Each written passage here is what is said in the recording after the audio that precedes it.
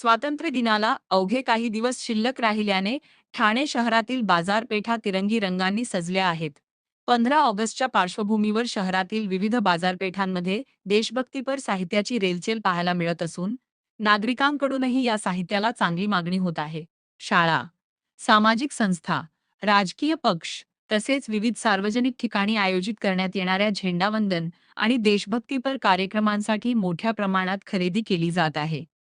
बाजारपेठांमध्ये तिरंगा झेंडे, ब्रोच, हातातील बँड, ब्रेसलेट, बांगड्या, बॅच, लटकन, stickers, cutout set, paper ball, balloon आणि विविध प्रकारचे सजावटीचे साहित्य उपलब्ध झाले आहे.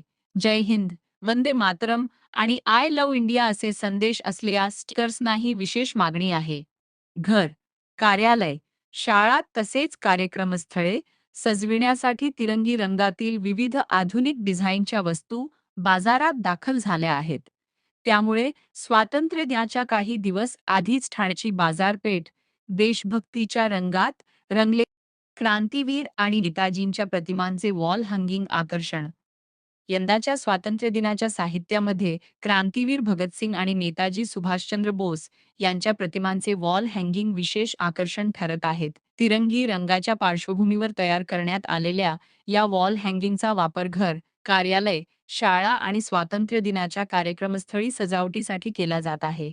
नेताजी सुभाषचंद्र बोस यांच्या प्रतिमेचे आकर्षक वॉल हँगिंग सुमारे 300 रुपयांना उपलब्ध आहे. याशिवाय गोलाकार, षटकोनी तसेच तिरंगी डिझाईनमधील विविध प्रकार बाजारात पाहायला मिळत आहेत.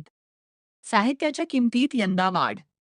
दरवर्षी स्वातंत्र्य दिनाच्या निमित्ताने तिरंगी साहित्याची मोठ्या प्रमाणात विक्री होते. मात्र यंदा काही वस्तूंच्या किमतीत गेल्या वर्षाच्या तुलनेत वाढ झाल्याचे विक्रेत्यांनी सांगितले. साहित्याच्या प्रकारानुसार सुमारे 10 ते 20 रुपयांपर्यंत दरवाढ झाली आहे.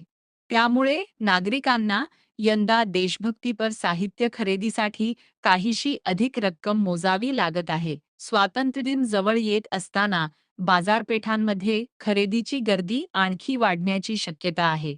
तिरंगा झेंडे आणि सजावटीच्या वस्तूंसोबतच स्वातंत्र्य सैनिकांच्या प्रतिमा असलेल्या साहित्याला मिळणारा प्रतिसादही यंदा उल्लेखनीय ठरत आहे. त्यामुळे 15 ऑगस्टच्या स्वागतासाठी ठाणे शहरातील बाजारपेठा सज्ज झाल्या असून तिरंगी साहित्याच्या माध्यमातून देशभक्तीचा उत्साह सर्वत्र दिसून येत आहे.